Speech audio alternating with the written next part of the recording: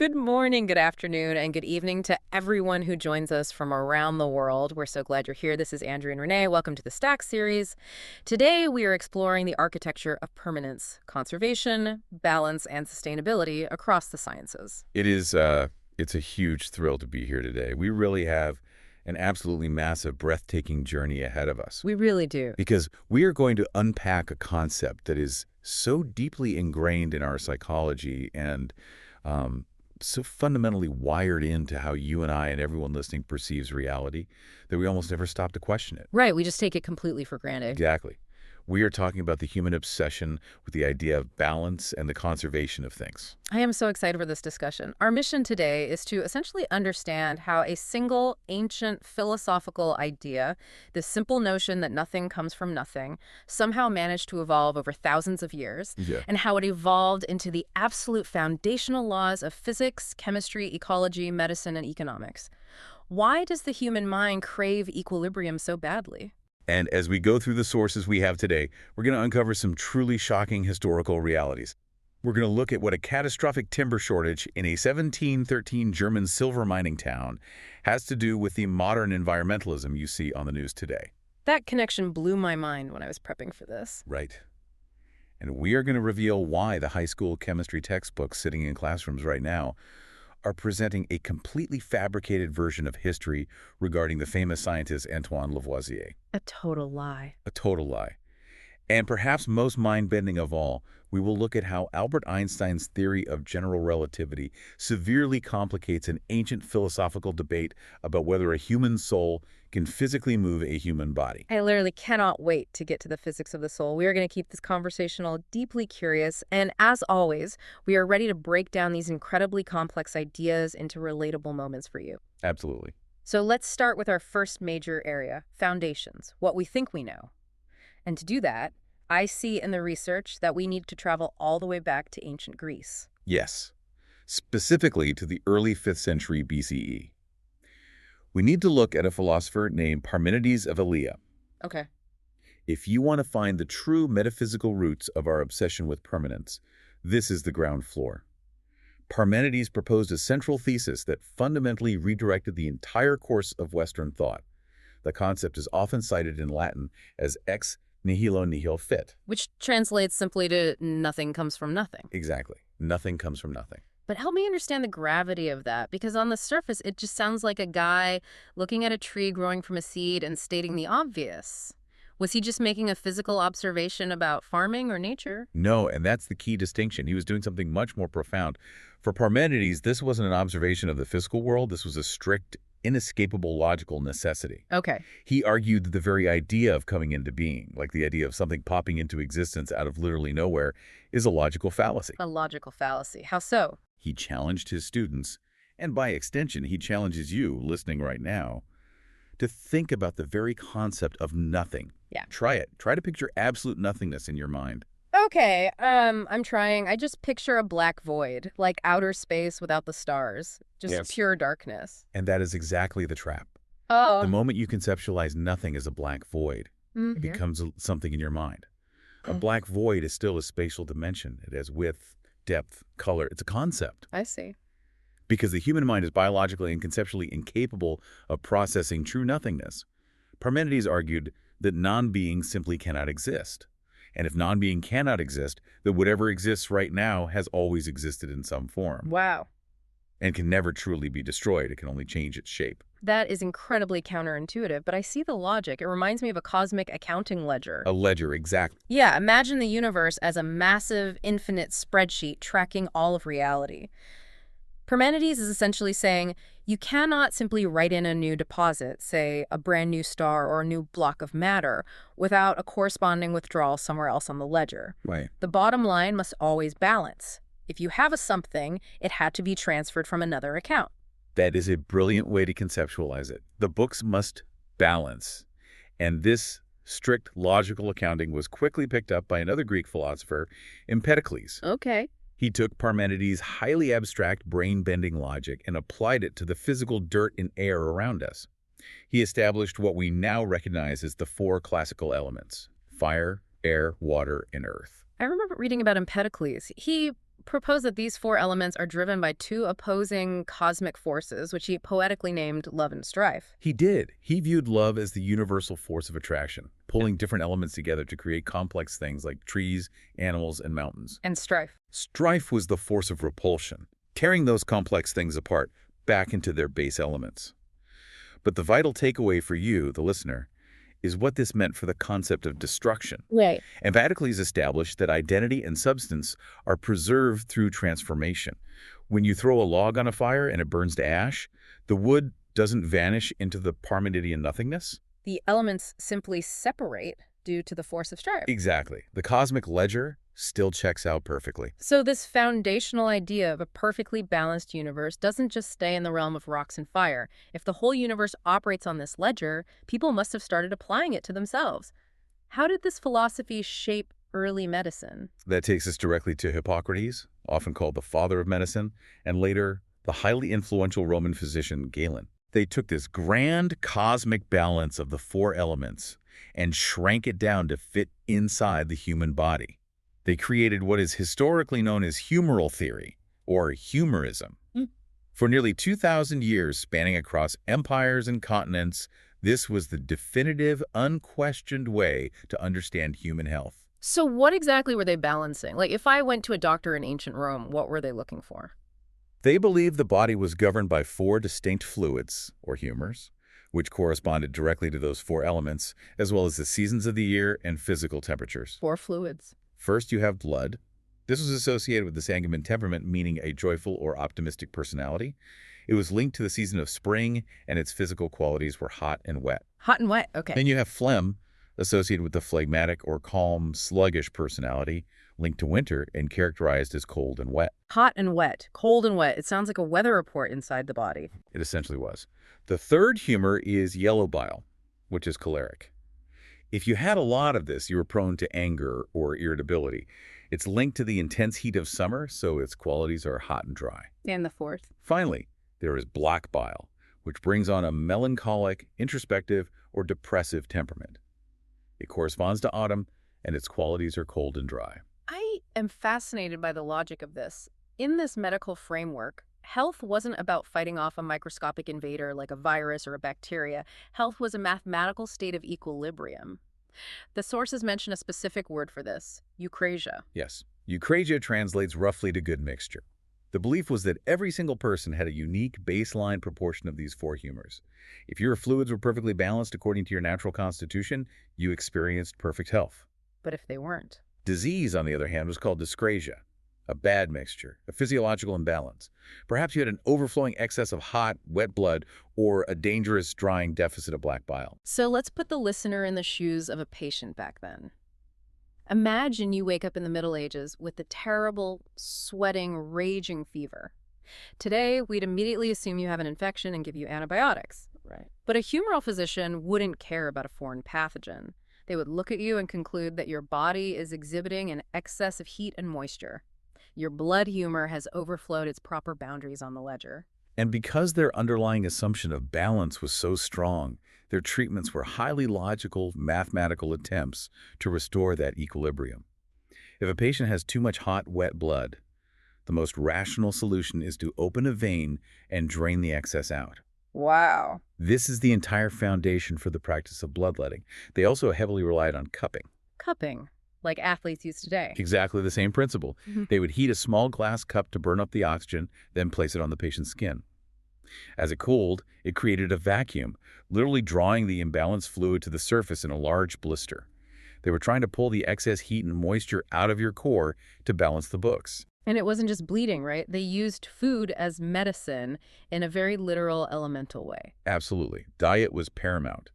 If you have a fever that is diagnosed as hot and dry, an excess of yellow bile, the physician wouldn't give you a pill. They would prescribe foods categorized as cold and wet. A classic treatment for a fever was eating a raw cucumber. Eating a raw cucumber to cure a fever. It sounds like a modern spa treatment, but to them, a cold cucumber was a hardcore, rational, pharmaceutical intervention designed to cool the internal furnace. It is amazing how sensible it all sounds once you accept the premise. But this pursuit of bodily balance wasn't just a Western phenomenon. The research notes incredible cross-cultural parallels, specifically when we look at traditional Chinese medicine. The parallels are profound. If we examine the Huangdi Nijing, which is the foundational ancient text of Chinese medicine, we see it operating on a very similar philosophical wavelength. Well, the terminology is completely different. The core architecture of the thought process is a mirror image. Traditional Chinese medicine, or TCM, relies heavily on the concept of yin and yang in equilibrium. I mean, we've all seen the yin and yang symbol a million times, but how does it actually apply to treating a sick person? Yin and yang represent opposing but deeply interconnected forces in the universe and the body. Yin is associated with qualities that are dark, cold, passive, and downward flowing. Yang is the opposite, light, hot, active, and upward flowing. That sounds remarkably similar to the hot and cold, wet and dry humors we just talked about. It is the exact same human impulse to categorize the world into opposing, balancing forces. In TCM, health is achieved when yin and yang are in dynamic harmony. If a patient's yang becomes overly dominant, they might experience what Westerners call a fever, alongside anxiety or a flushed face. Right. But the critical similarity here is the approach to healing. A traditional Chinese physician's primary goal is not to attack a localized disease entity. The goal is to nourish the deficient yin to bring the entire system back into a harmonious balance. They're treating the whole system, not just the symptom. Exactly. Both the ancient Eastern and Western traditions viewed the human body as a delicate ecosystem, prioritizing the restoration of an inherent natural equilibrium over the aggressive eradication of an isolated symptom. It makes me wonder about how they viewed the world outside the hospital room. If humans looked inside themselves and saw a delicate balancing act, it only makes sense that they would look at the forests and the oceans and see the exact same thing. Let's move to our next foundation, ecology and the idea of the divine harmony. It's a seamless progression in human thought. If the universe meticulously balances its primal elements, and the human body meticulously balances its internal fluids, then the plants, the animals, and the weather must also exist in a perfectly balanced system. Makes sense. But for the ancient thinkers, this wasn't a product of random chance or evolution. This was a divine, intentional architecture. I was reading the notes on the Greek historian Herodotus. He seemed utterly fascinated by population control in the wild. He wondered why lions, being such apex killers, didn't just eat every single prey animal on Earth and then starve to death. Herodotus looked at the survival of species and saw undeniable evidence of divine providence. He observed a pattern. Predatory, destructive animals tend to have very low reproductive rates. Lions and eagles have few offspring. In the prey. Conversely, prey animals, the ones being eaten constantly, reproduce incredibly rapidly. Rabbits and mice have massive litters. He concluded that the gods mathematically tuned these reproductive rates to ensure no species could ever be wiped out. He also loved to write about animals helping each other out, right? What we would call mutualism today. Yes, his most famous example involves the fearsome Nile crocodile and a tiny bird called the plover. Herodotus wrote that the terrifying crocodile would crawl onto the riverbank and open its massive jaws. The little plover bird would bravely hop right inside the mouth to pick out and eat the leeches and rotting meat scraps stuck between the crocodile's teeth. It hops right into its mouth. Right into its mouth. The crocodile gets a vital dental cleaning to prevent infection, the bird gets an easy meal, and neither harms the other. To Herodotus, this wasn't just a neat nature fact. It was absolute, unassailable proof that the gods had engineered a perfectly balanced, cooperative natural world. It is such a comforting image. It almost feels like a fairy tale version of nature. And this idea of divine engineering gets even more entrenched when we get to Plato. He gave humanity two enduring myths about nature's perfect balance. Indeed. In his dialogue called the Timaeus, Plato presents the entire universe as a single, living, integrated superorganism. He argued that everything is connected to everything else, forming a perfect, harmonious whole. There are no loose ends in Plato's universe. And the second myth? In another work, The Protagoras, he shares a creation myth about how animals got their traits. This is the story about the gods Prometheus and Epimetheus, correct? Yes. The myth states that the gods tasked these two brothers with equipping all the newly created mortal species with the tools they needed to survive. Epimetheus takes on the job of distributing the traits. He is essentially the divine accountant of ecology. The accountant again, I love it. He gives some animals great speed but leaves them small. He gives others immense, crushing strength but makes them slow. Some get thick, armored shells, others get camouflage. He distributes everything so meticulously that no single species is completely defenseless. Ensuring that no species can ever be entirely annihilated by a predator. Exactly. And the funny part of the myth is that by the time Epimetheus gets to humans, his bag of traits is empty.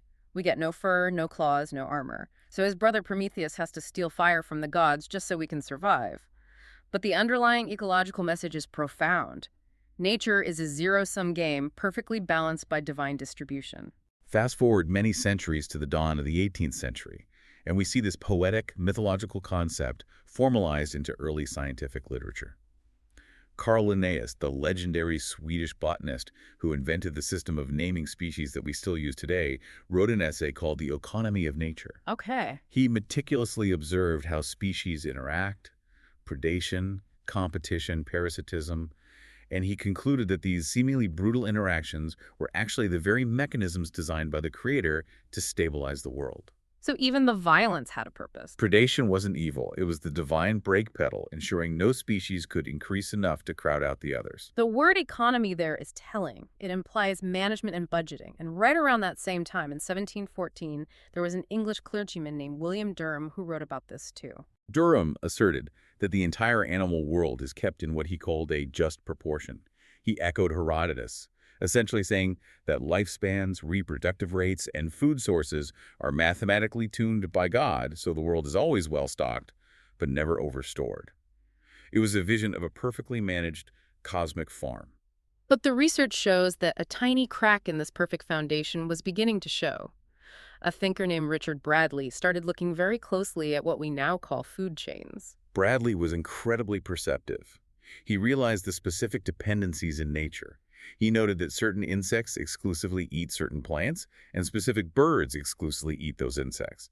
He recognized that every distinct part of nature is necessary for the support of the rest. Which sounds nice until you think about what happens if one part vanishes. Which is exactly what he realized. His realization came with a dark, terrifying warning. If any one part of this highly specific chain is removed, the whole system might be thrown into catastrophic disorder. He was one of the very first to recognize that this divine balance might actually be incredibly fragile. That idea of fragility is so important, and we will definitely return to it.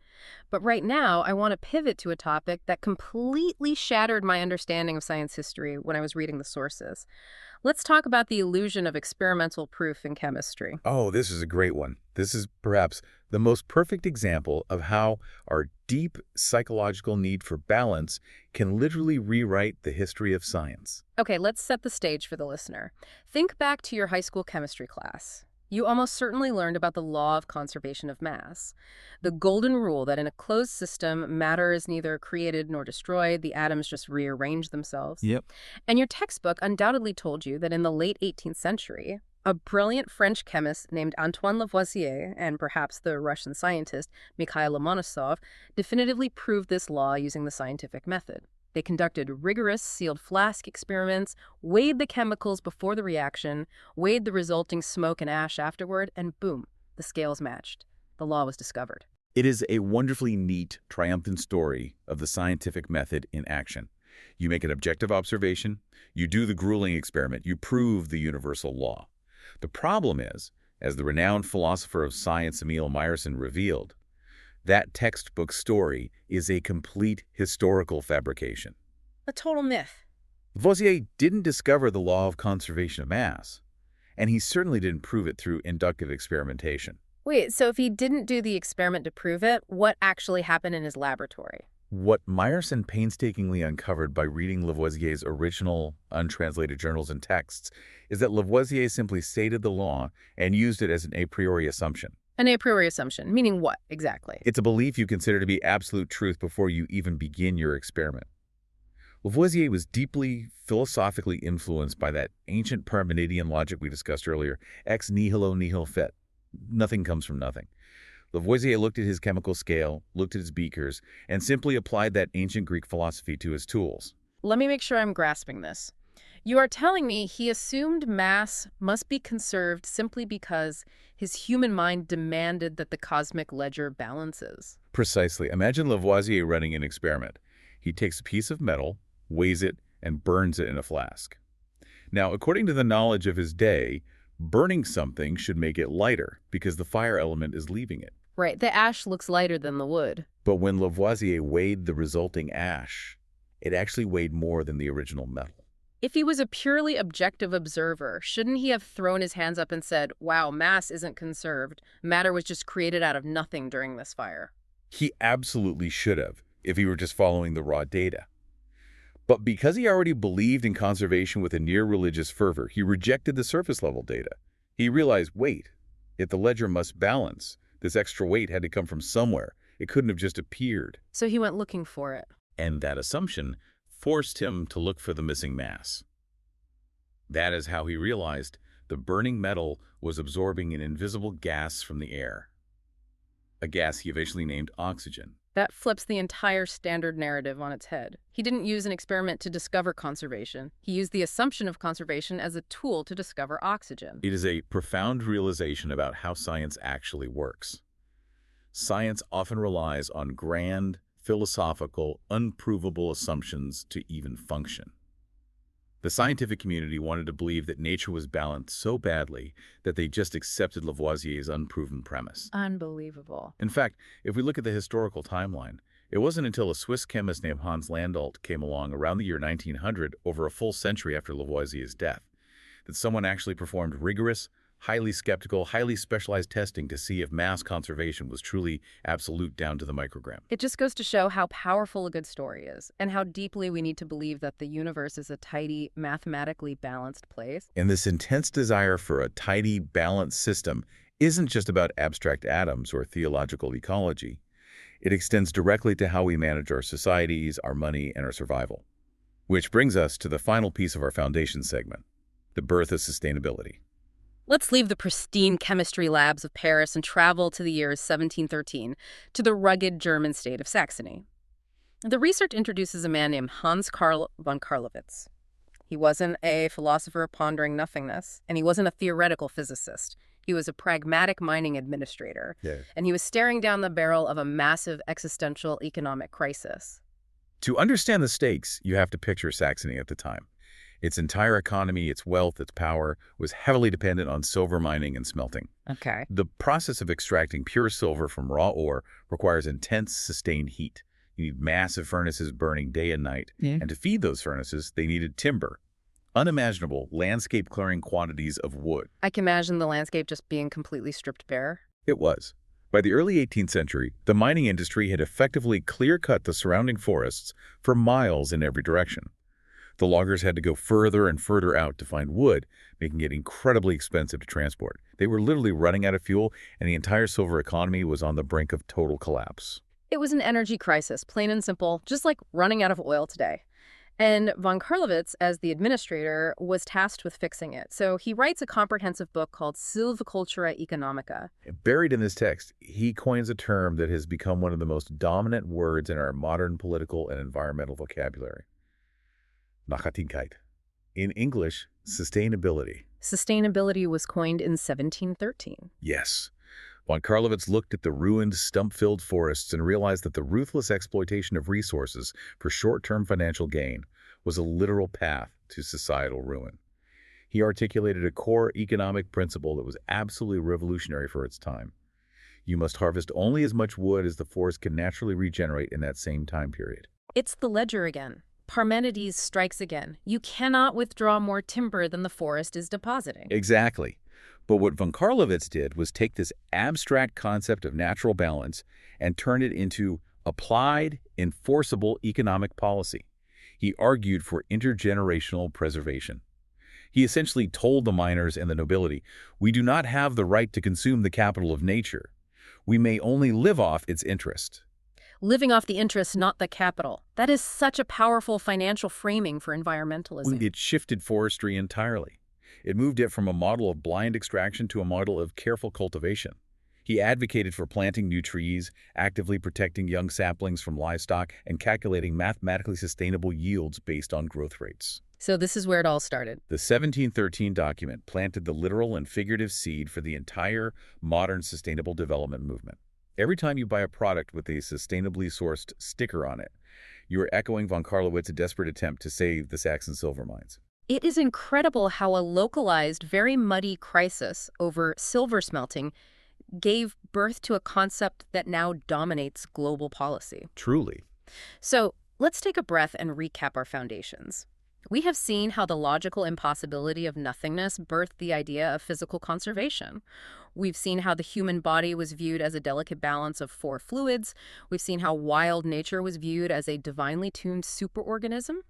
We've unmasked the philosophical assumptions hiding behind the conservation of mass.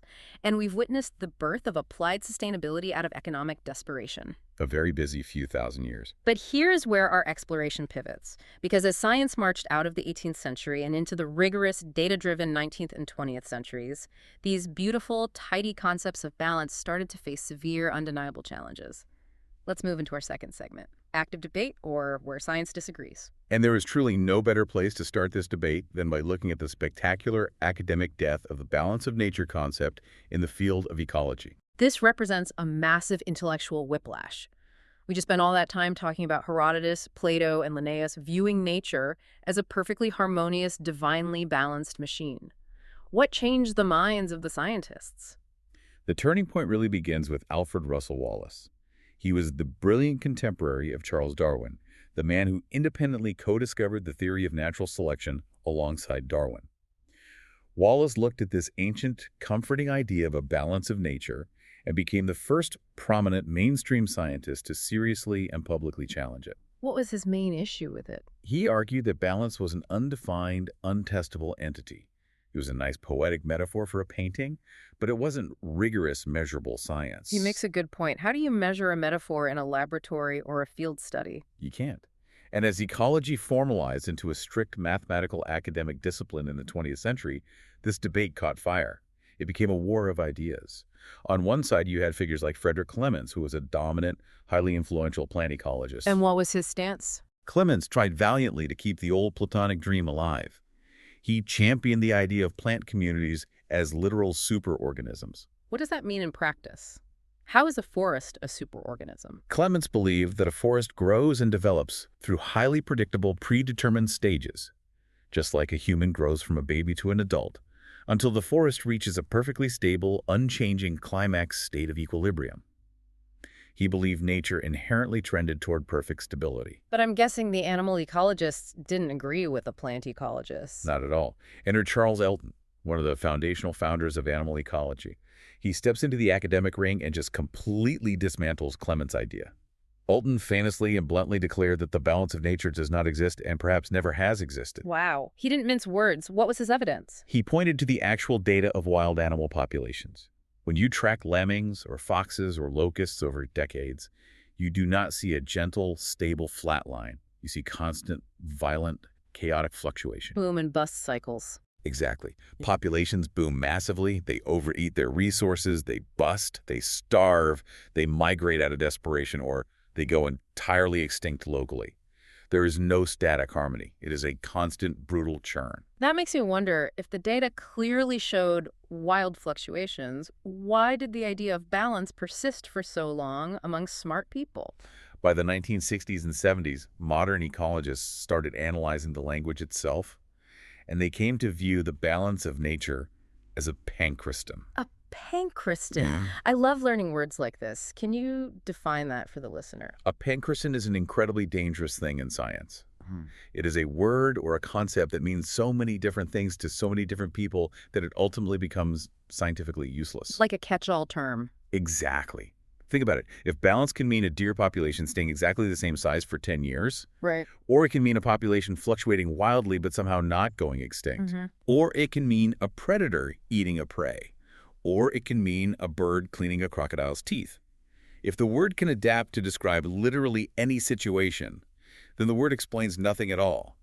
So if a word means everything, it means nothing. So where does that leave the scientific community today? If nature isn't balanced, what is the accepted paradigm? The modern academic consensus has completely and utterly abandoned the balance metaphor. Instead, if you read a modern ecology textbook, they describe the flux of nature. The flux of nature. Nature is characterized by chaotic, highly stochastic, which means random or statistically unpredictable population trajectories.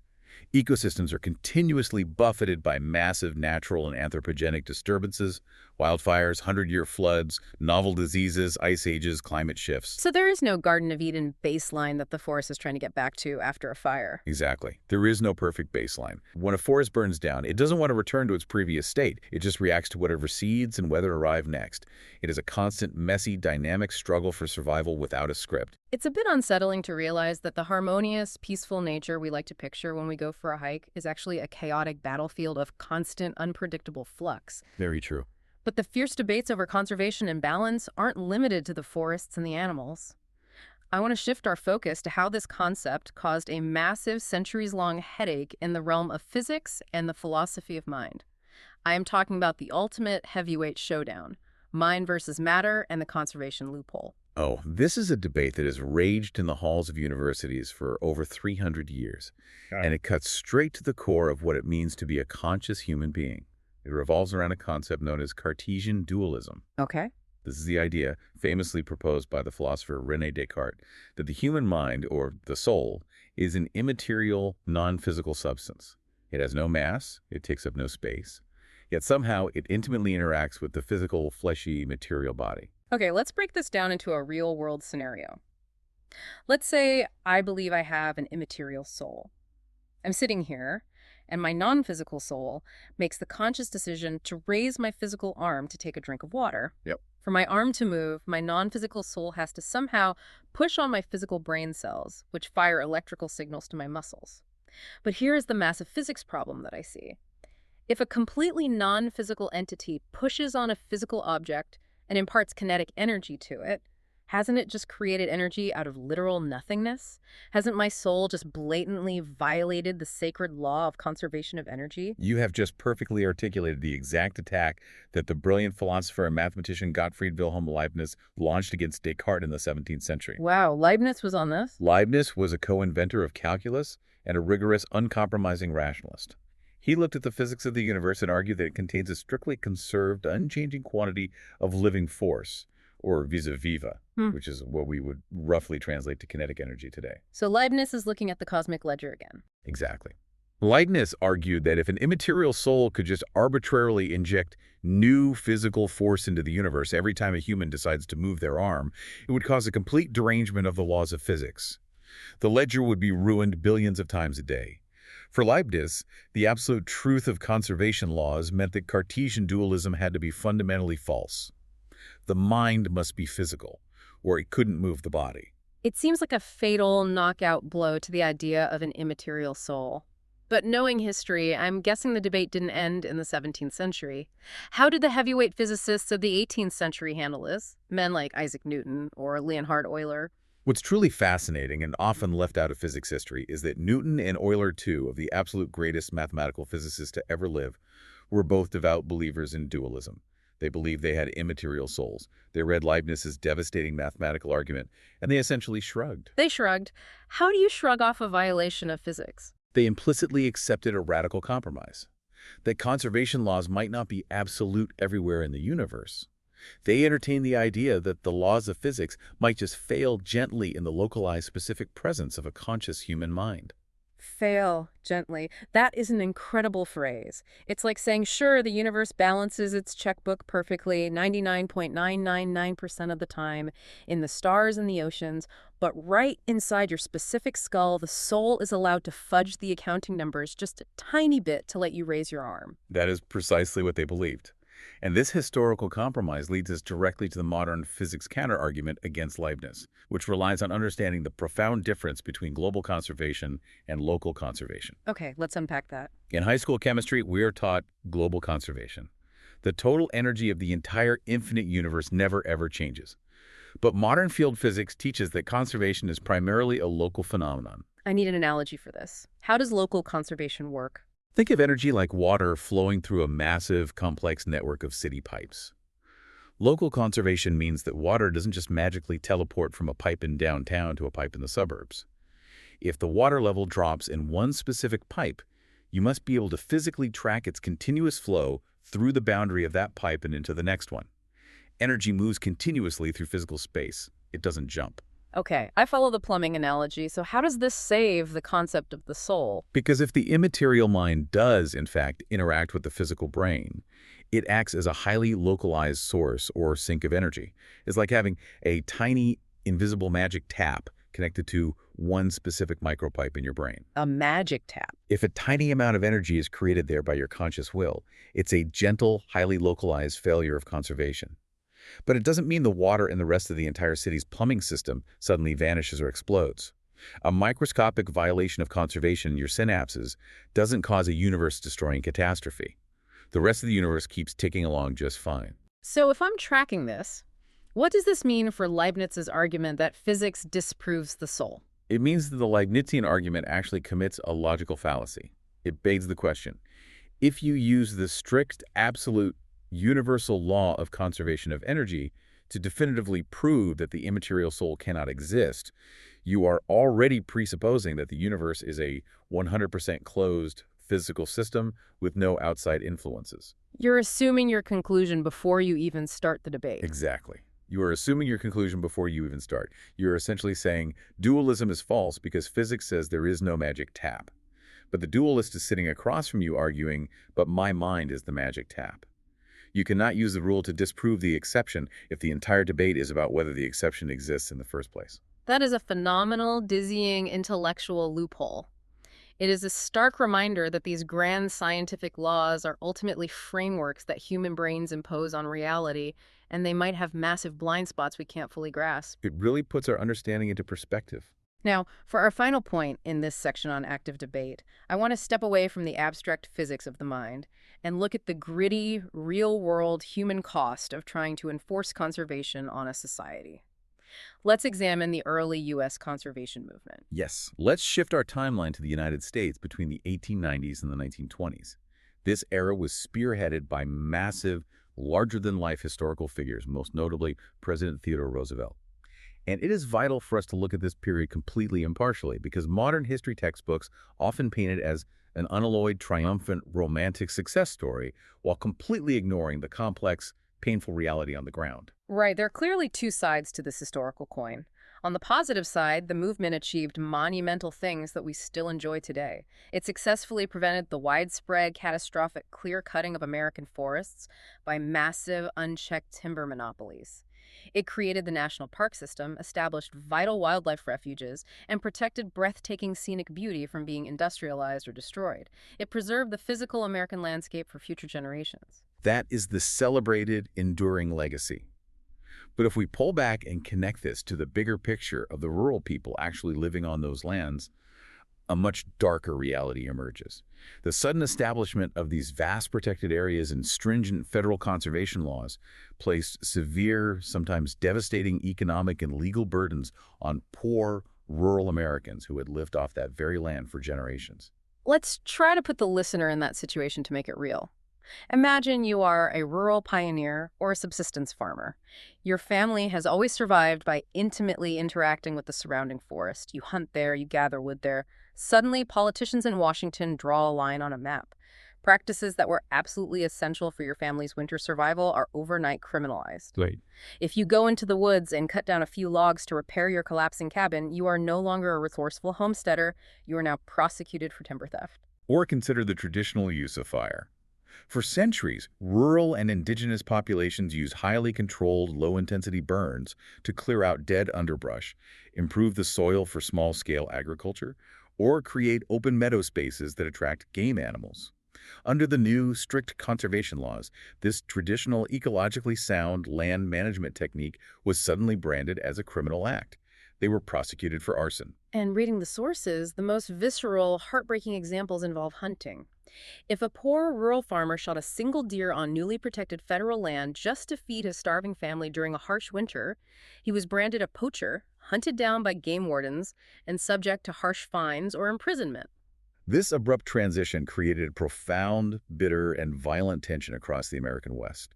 The critics of the early conservation movement, who were almost entirely the rural populations themselves, argued that these new laws were fundamentally, structurally elitist. They felt they were being pushed out. They felt that the federal government was locking up vital natural resources, ripping them out of the hands of the impoverished folks who relied on them for day-to-day survival, simply to preserve them as pristine, untouched playgrounds for wealthy urban sightseers and upper-class sport hunters. It is a profound debate about class and nature. When a government tries to enforce a top-down balance on a landscape, they inevitably shatter the pre-existing economic and social balance of the people living on the ground. It forces us to ask, who is the conservation truly for? A question we still wrestle with today. And that brings us to the end of our second segment. We've seen how the balance of nature was dismantled by ecologists tracking lemmings, how energy conservation might have a loophole for the human mind, and how protecting forests created intense, agonizing social conflict. So much conflict. Now, it is time to look forward. Let's move into segment 3, Frontiers. What might change everything we know?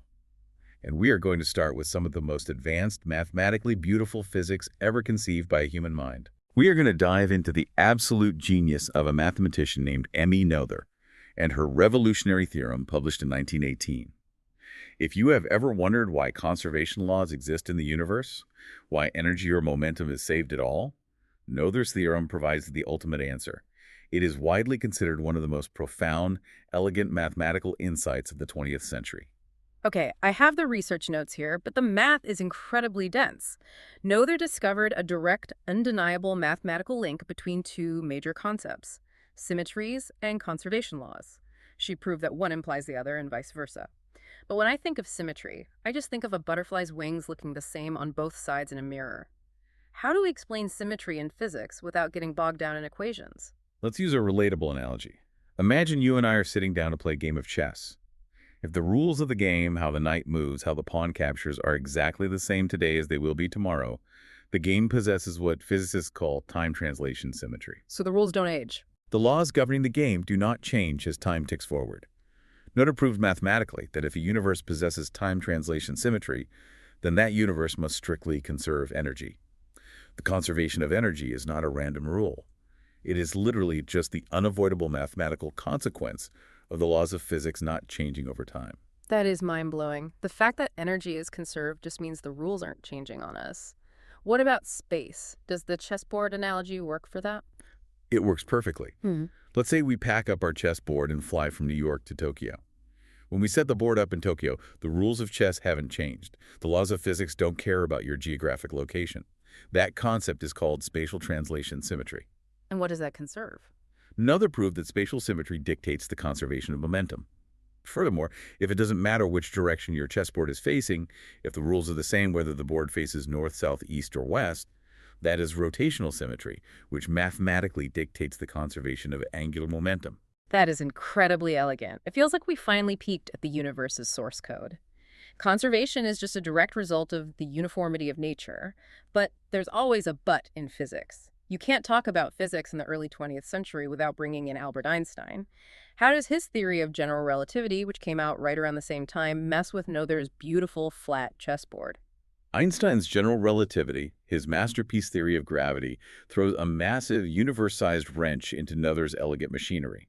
Because according to Einstein, space-time is not a flat, static chessboard. It is curved, it is dynamic, and it physically bends and warps around massive objects like stars and black holes. This means the actual geometry of the universe is constantly, fluidly changing. Wait, so the chessboard itself is bending and warping while we are trying to play the game. How do you even measure a straight line or a conserved quantity if the board is warping? That is exactly the problem. Because the geometry is so complex and curved, general relativity actually contains more symmetries than classical Newtonian physics. And according to Noether's theorem, more symmetries mean more conserved quantities. This leads to a bizarre, highly controversial mathematical situation where there are uncountably many ways to define conserved energies. It makes defining a single global total energy of the universe incredibly messy and mathematically ambiguous. Hold on, I'm looking at this bullet point in the notes, and I need you to confirm this because it sounds impossible. It says that some calculations in general relativity suggest the total energy of the entire universe might actually be exactly zero. Is that true? It is a mathematically valid interpretation. If you calculate the positive energy of all the physical matter in the universe, all the galaxies, stars, and planets, and you add it to the negative energy of all the gravitational fields pulling them together, the math suggests they might perfectly exactly cancel each other out to zero. Which means what exactly? Which leads to a staggering philosophical conclusion. The entire universe could, theoretically, have been created out of absolute nothingness without ever violating the conservation of energy, because zero equals zero. Parmenides must be spinning in his grave. His absolute rule of ex nihilo nihil fit nothing comes from nothing might actually be wrong. A whole universe could come from nothing if the math zeroes out. And this frontier physics makes those old Cartesian mind-body causation arguments we discussed earlier even more dizzyingly complicated. If the greatest physicists in the world can't even agree on how global energy conservation works in a curved universe, using that law to confidently disprove the existence of a human soul seems incredibly premature. Absolutely. The arrogance of assuming we have the whole ledger figured out is staggering. And speaking of things that break the old rules, I want to return to our friend Lavoisier and his beloved conservation of mass, because we learned that he assumed mass was conserved in his 18th century lab. But in the modern era of quantum mechanics, hasn't that law completely fallen apart? Yes, it has been entirely shattered. Lavoisier's absolute principle that physical matter can never be created or destroyed only holds true in what physicists call the classical limit, the everyday macroscopic world of human-sized objects, campfires, and normal chemical reactions. Once you zoom in past the atom into the bizarre subatomic realm, mass is not globally conserved at all. I see an example here in the sources that happens in hospitals every single day. If a listener has ever had a PET scan or known someone who has, they have literally witnessed the destruction of physical mass. Can you walk us through how a PET scan works? I'd be happy to. PET stands for positron emission tomography. When a patient undergoes this scan, a specific radioactive tracer is injected into their bloodstream. As this tracer decays inside the body, it emits particles called positrons. Now, a positron is a piece of antimatter. Antimatter, right inside the body. Exactly. It is the exact antimatter twin of an ordinary electron. It has the exact same mass, but it carries a positive electrical charge instead of a negative one. Okay, so we have antimatter floating around inside a human body. What happens when it hits regular matter? When one of these emitted positrons inevitably encounters an ordinary electron in your body's tissue, their quantum wave functions physically overlap. And because they are matter and antimatter, they undergo a process called complete annihilation. Annihilation. They literally destroy each other's physical form. Yes, they vanish from physical reality completely. Their solid mass ceases to exist. But in strict accordance with Einstein's famous equation, E equals mc squared, that missing mass isn't lost to the void. It is converted entirely, 100%, into pure energy. Specifically, it transforms into two high-energy photons, or gamma rays, which shoot out of your body in opposite directions. So the machine is reading light, not mass. The large circular scanner surrounding the patient detects those precise flashes of light to build a 3D medical image. So millions of times during a routine PET scan, solid mass is destroyed and pure light energy is created. Mass is emphatically not conserved. The universe allows for profound, terrifying transformations that completely shatter the 18th century view of a static, unchanging reality. If mass isn't conserved, and the ecological balance of nature is a myth, it begs the question, is there any kind of universal balance left that we can rely on? This brings us to a fascinating frontier discovery in thermodynamics. The notes mention the concept of dynamic balance and the golden ratio. This is where the science gets incredibly beautiful. We're moving away from thinking about static, dead equilibrium like a heavy rock sitting motionlessly on the ground. We are moving into the realm of far from equilibrium systems. These are complex systems that are constantly driven by a massive, relentless flow of energy. Think of a living, breathing organism or a churning hurricane or a burning star. They are alive with chaotic activity. And researchers have proposed that these highly dynamic systems aren't just random chaos. They are governed by a universal mathematical attractor, a specific number that dictates how they use their energy. And it's a number that has obsessed mathematicians, architects, and artists for centuries. The golden ratio, which is approximately 1.618. What's truly spellbinding here is how this geometric ratio appears spontaneously in the chaos of thermodynamics.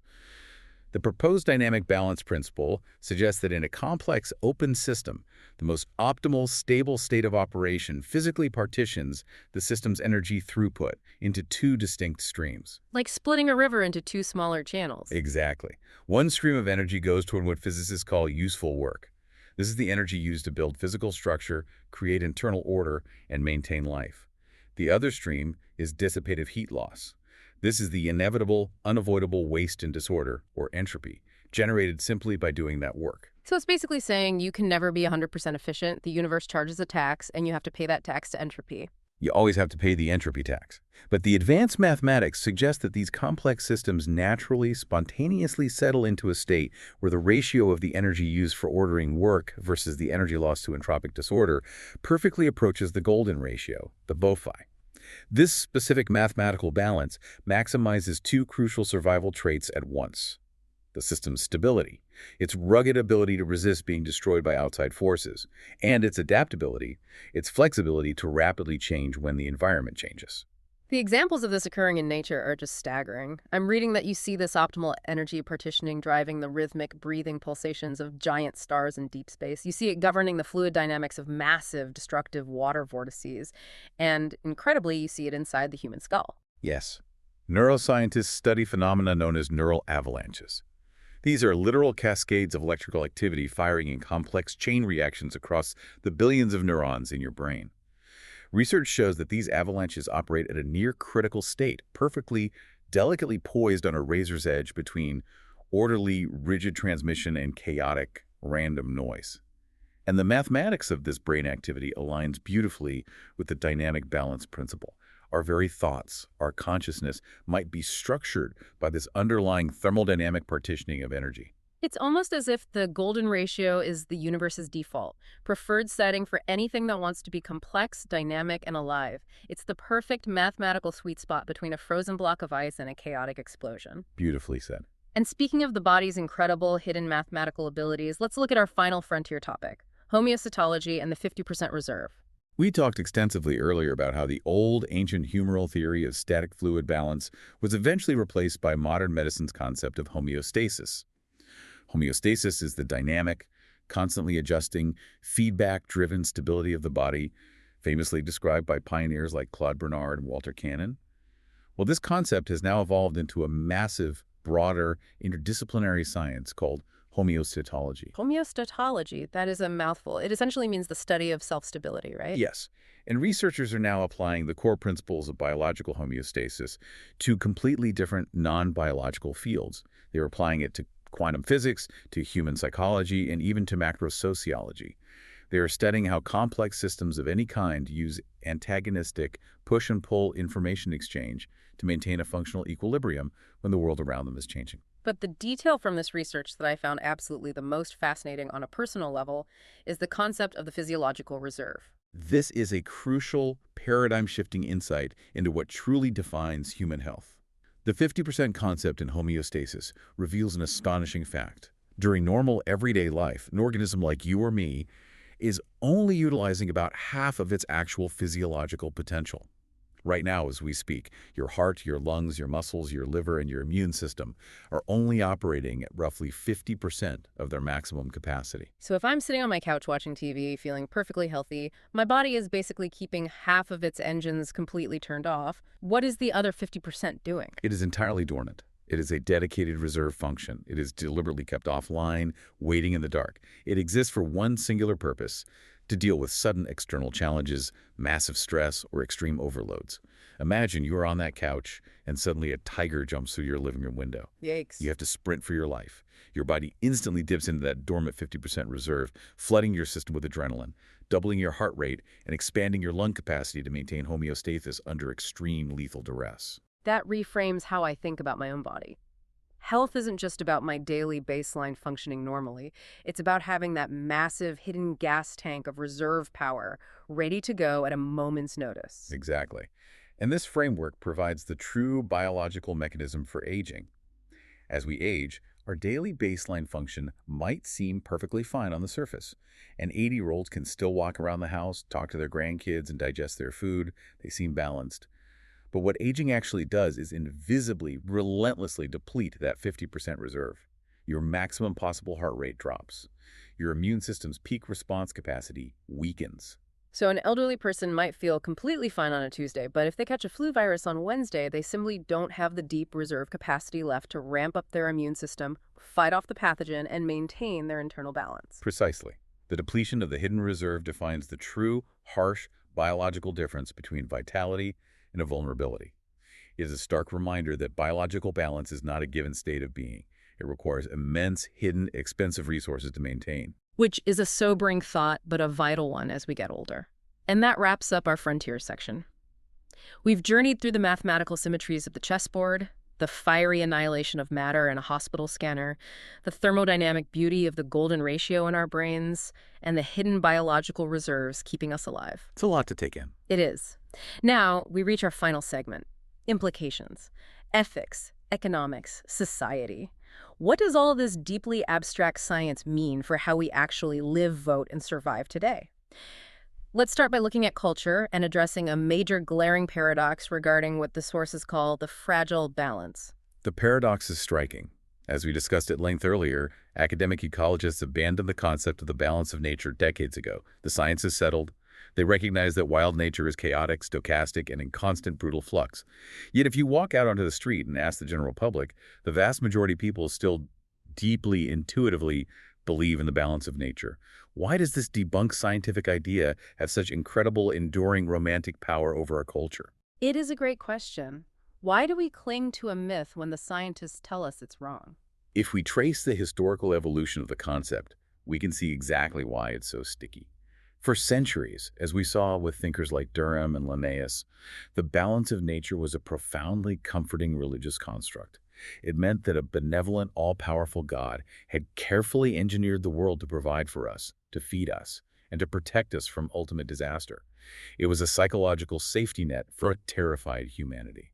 But then Charles Darwin comes along in the 19th century, and suddenly the balance is driven by brutal, bloody competition, mass starvation, and ruthless natural selection. It's not so comforting anymore. The safety net has teeth. Right. And today, the public's perception has shifted yet again. We no longer see the balance of nature as a robust, divine fortress that protects us. Instead, the modern environmental movement has effectively reframed it as a fragile, delicate, gossamer construct that we must protect. We view ecosystems like a fragile house of cards, pull one tiny species out, and the entire planetary system collapses into dust.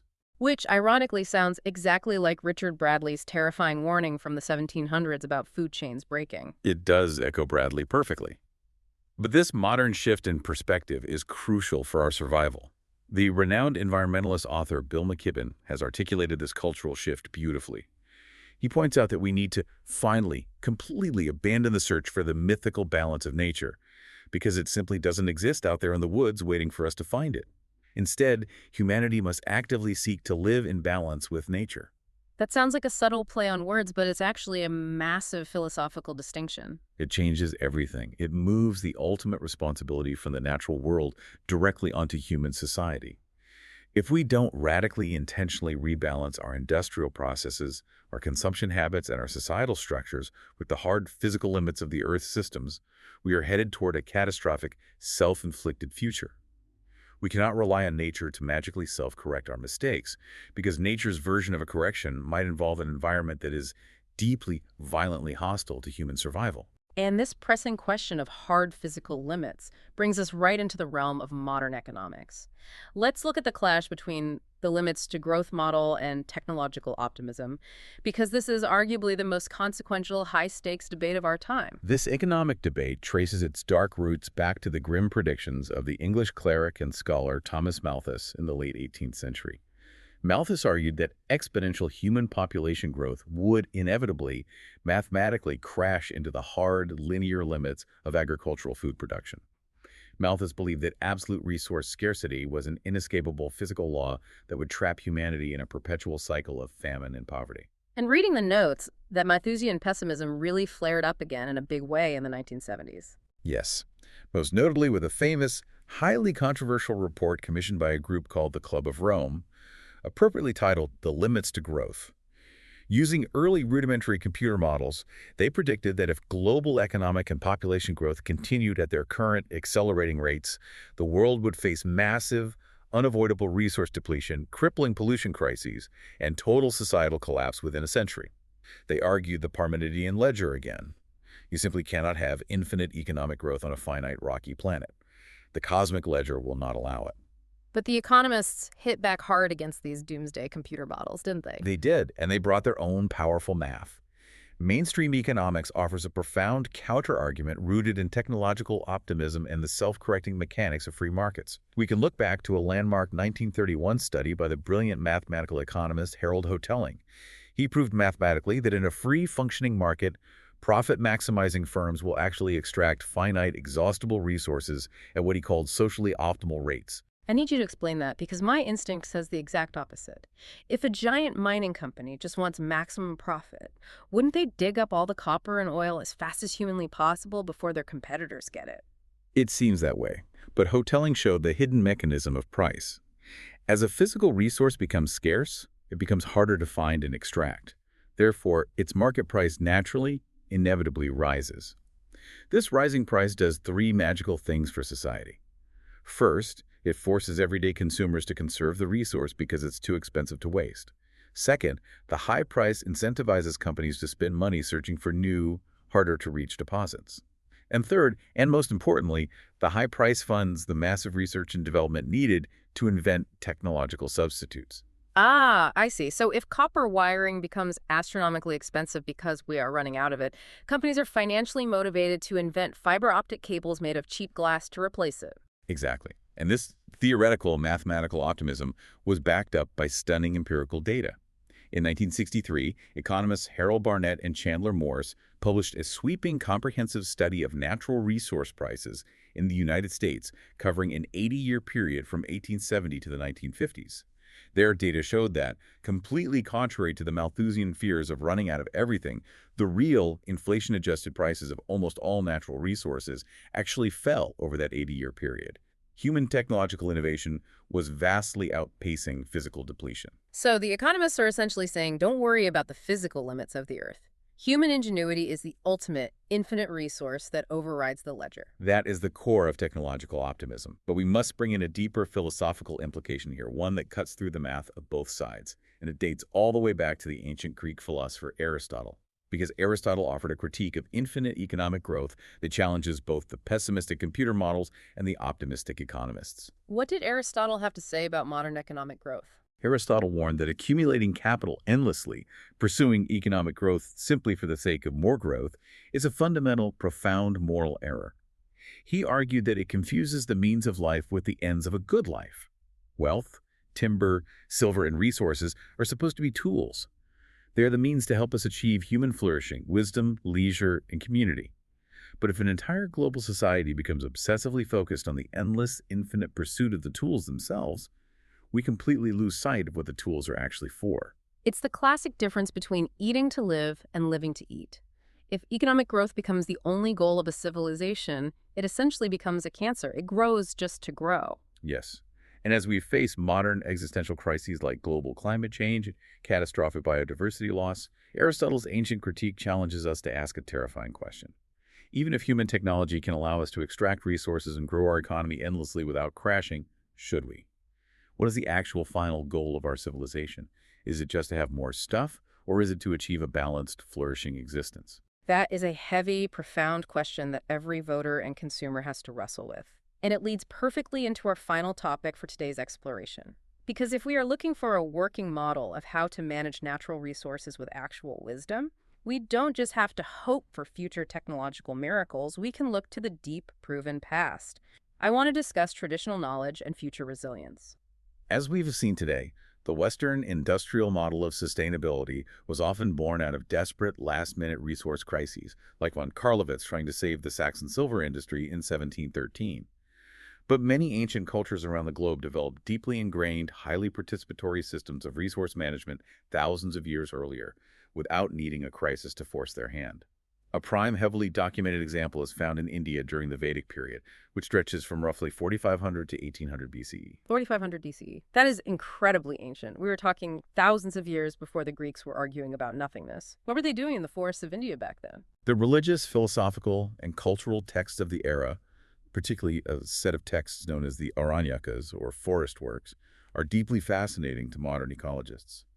These societies didn't view the forest merely as a dead stockpile of timber to be maximized for profit. The texts strictly mandated participatory, community-driven forest management. They dictated the creation and fierce protection of sacred groves as essential, untouchable parts of the cultural landscape. They emphasized through ritual and law that maintaining the ecological wholeness of the forest was absolutely vital for the spiritual and physical wholeness of the human village. So conservation wasn't just a sterile economic policy drafted by a politician. It was a sacred religious duty woven into the fabric of their daily lives. And this traditional forest knowledge wasn't just mystical superstition. It was hard-earned science.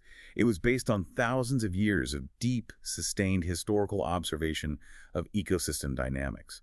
These local communities understood the behavior of specific plant and animal species on a highly localized, granular level that modern satellite data still struggles to capture. Their daily practices created and maintained resilient, diverse landscapes that provided multiple goods simultaneously: food, medicine, building materials, and spiritual value, while sustaining their livelihoods generation after generation, century after century. But the sad reality of the modern world is that these ancient traditional systems are under immense, perhaps fatal threat today, aren't they? They are under unprecedented assault.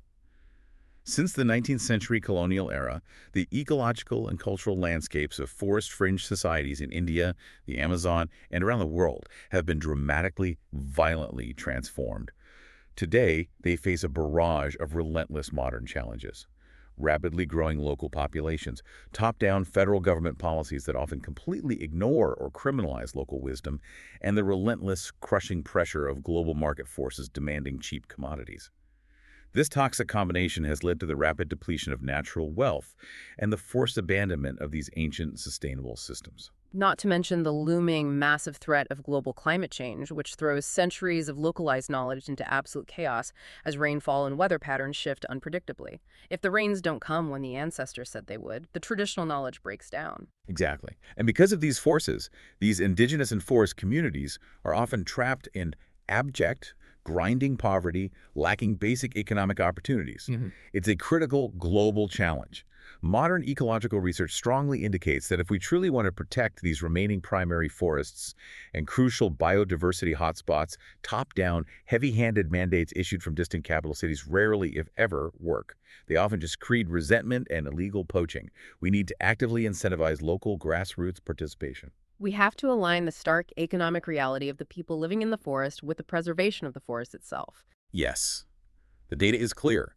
When local stakeholders are given secure land rights, when they receive a fair share of the financial proceeds from non-wood forest products or sustainable ecotourism, and crucially, when their traditional ancient knowledge is deeply respected and legally integrated into modern management plans, we see incredibly positive associations between local collective action and excellent forest health. The future resilience of the entire globe might just depend on our humble ability to empower and learn from the oldest forms of human knowledge. What a beautiful, full-circle thought to end our segments on. We have covered an absolutely immense amount of territory today. From the ancient Greeks breaking their brains pondering the nature of nothingness, to the mathematical chessboards of the universe, all the way to the sacred groves of ancient India and the profit motives of modern economics. It has been a truly expansive, deeply rewarding journey. And as we sit back and reflect on everything we have discussed, I want to leave you, the listener, with a final provocative thought to carry with you. Think back to Emile Meyerson's philosophical analysis of Antoine Lavoisier and the chemistry scales. We learned today that brilliant scientists for centuries simply assumed that strict conservation laws, like the conservation of mass and energy, existed long before they had the sophisticated tools to actually prove them. They believed, with a near religious faith, that the cosmic ledger of the universe must balance. A powerful leap of faith. Exactly. So I want you to look around your world and ask yourself this. Is balance actually a fundamental, physical, objective property of the universe itself? Or is it simply a psychological architecture built into the human mind? If our brains are biologically hardwired by millions of years of evolution to reject the terrifying idea that something comes from nothing, Are we truly discovering the objective, unvarnished laws of nature when we do science? Or are we, in all our brilliant physics, ecology, and economics, merely mapping the cognitive limits of our own imagination? Are we just seeing the mathematical reflection of our own minds in the mirror of the cosmos? Something to chew on.